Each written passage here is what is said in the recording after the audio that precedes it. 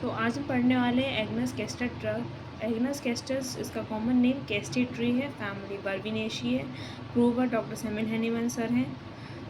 And ये जब zero sexual desire होती है और सेक्सुअल वीकनेस, यानी कि वीकनेस के साथ साथ डिज़ायर भी नहीं है जब, तब एग्नस कैस्टस दिया जाता है। ओल्ड एज में एग्नस कैस्टस का यूज़ सेक्सुअल डिज़ायर को सप्रेस करने में किया जाता है। तो वहीं होम्योपैथिकली इसको जब सेक्सुअल डिज़ायर की नीड होती है तो उसके लिए सेक्सुअल डिज़ायर प्रोड्यूस करने के लिए इसको दिया जाता है।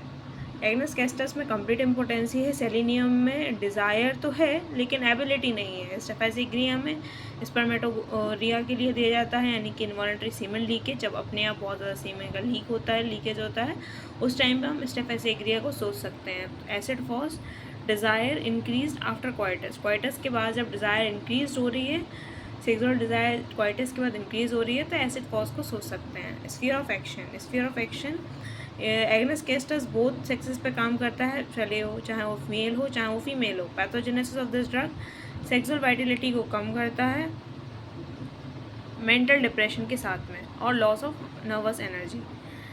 Guiding symptoms, excess sexual power के यूज़ से प्रीमेच्योर ओल्ड एज, यानी कि बहुत ज़्यादा सेक्सुअल उसने पावर्स का यूज़ किया है, एग्जाम्पल मास्टरबेशन किया है इतना ज़्यादा कि उसकी एज के पहले ही वो ओल्ड हो गया है, प्रीमेच्योर ओल्ड एज हो जाता है।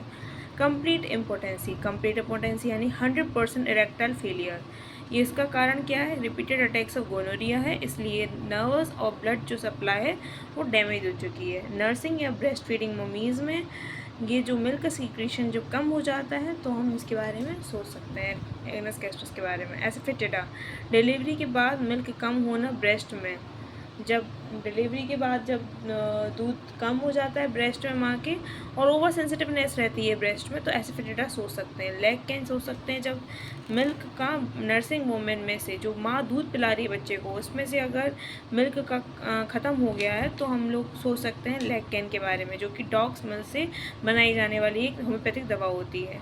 लेग डेफ्लोरेटम, ये स्किम्ड काउज मिल्क से बनाई जाती है, use in cases of deficient milk secretion in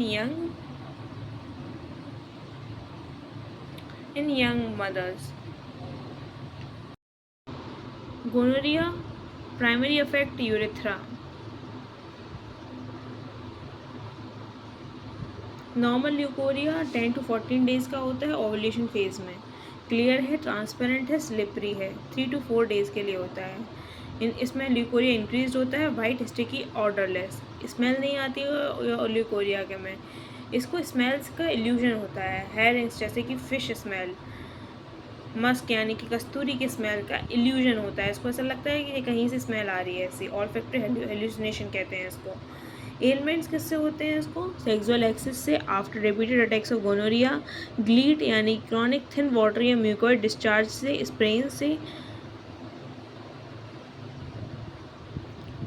हम पर्टिकुलर्स की बात करें तो ये मोस्ट मार्क्ड एक्शन होता है मेल सेक्सुअल ऑर्गन्स पर, loss of sexual desire due to recurrent gonorrhoeal attacks, abuse of sexual powers, medicine for secondary gonorrhoea, gleet यानी कि क्रॉनिक यूरेथ्राइटिस।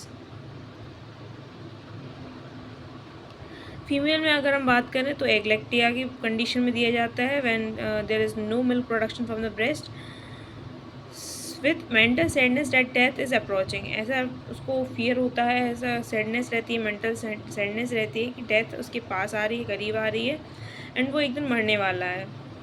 ल्यूकोरिया है, स्टेरिलिटी है, बोरेक्स एक्यूरेट ल्यूकोरिया में दिया जाता है, लाइकोपोडियम जो है वो ड्राइनेस और वेजाइना में दिया जाता है, नेट्रम का म्यूकस डिस्चार्ज वेजाइना से दिया जाता है, जब Platina extreme sensitiveness of vagina जब होती तब दिया जाता है।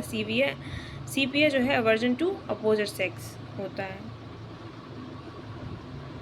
और मेल्स में बात करें हम, टेस्टिस जो है वो कोल्ड होती है, नम होती है बिल्कुल, swollen, hard and painful. Thank you.